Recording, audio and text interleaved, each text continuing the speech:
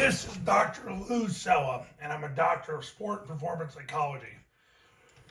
Got a lot of concerns about the future of the coaching profession right now, and I'm going to tell you why. The last couple of days, I've had a couple coaches say how much they love the down. They love this play. And here's what you got to understand. I've broken down every play of every game from every FBS school that's run the offense. I didn't break down Air Force until 2020 because they were half communist and half under center until 2020. Well, really until 2019 is when they started getting back to basics. Amazingly, that's when they started winning again. But the down has never been a big play. It's a casual play.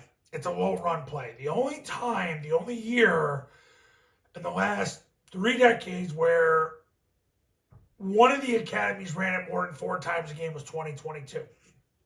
Ironically, Army and Air Force ran it more than 4 times a game in 2022.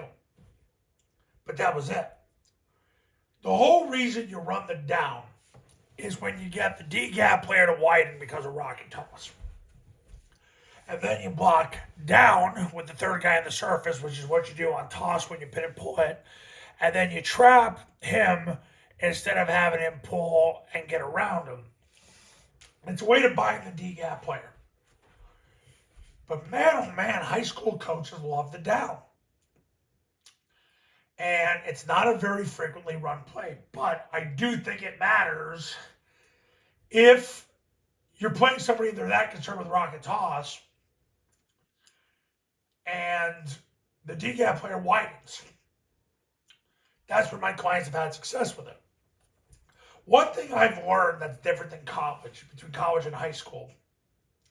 In high school, the opponent's way more concerned with rocket toss. They're so afraid of getting beat outside. So it opens up the down. Because they're so worried about getting beat outside, the D-gap player widens at the snap. Or if he sees anything pre-snap, he's out there. And that's when you can run underneath it. I made a video about this several months ago. I said sometimes the down is a better perimeter run than rocket toss.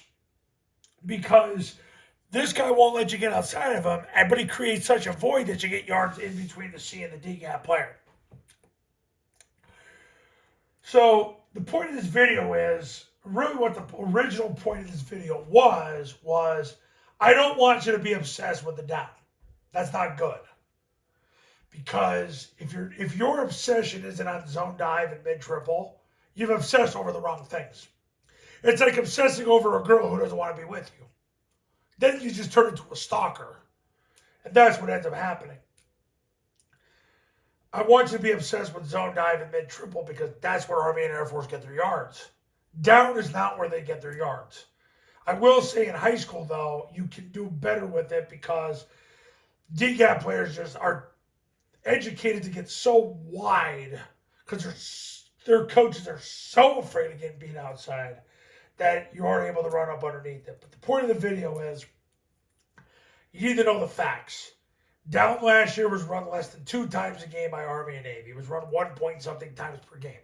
You can fact check it on this YouTube channel and at tripleoptionfootball.com as I break down every play of every game. But also be mindful of the fact that zone dive and mid-triple is what's going to win the game for you. Army and Air Force have proved that with endless data. But I will say, if you are looking to run a play on the perimeter, sometimes down is the play to run. Because people are that worried about rocket toss, widen their D-gap player, and you run up underneath. And one thing from Larry Zerline's NFL run study, which was a 2-year study done on every NFL running play over a 2-year period, one of the things Larry found in the study was it's very, very hard to get the ball outside of the D-gap. And that you actually get more yards per play running just inside of the D-gap player. So pin and pull works. Well, here you go with heavy down. All right, that video was all over the place, but I wanted to just give you the facts about it. You want to become a client? Give me a call at 570-332-0265.